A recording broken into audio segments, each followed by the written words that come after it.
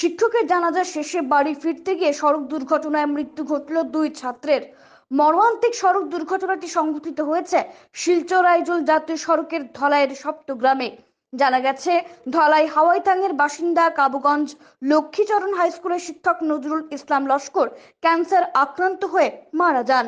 আজ দুপুর 1:30টায় নজরুল ইসলামের জানাজার নামাজে উপস্থিত হয়েছিলেন কাবুগঞ্জ লক্ষ্মীচরণ হাই স্কুলের দুই ছাত্র মোস্তফা আহমেদ লস্কর ও আসাদ গনি বর লস্কর।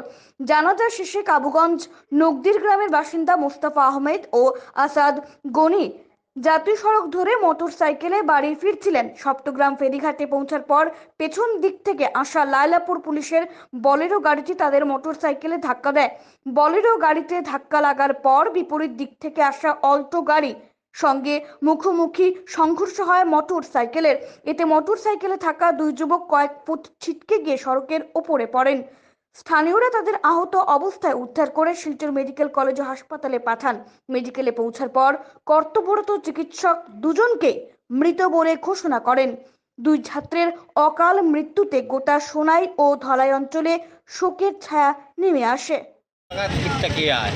এর সামনে বাইক একটা পুলিশের গাড়ি ড্রাইভার সাইডে গিয়া ধাক্কা মারছে বাইকের পিছনে, আর বাইক এলপি একটা সামনে পড়িয়া বাইকে হয়ে গেছে।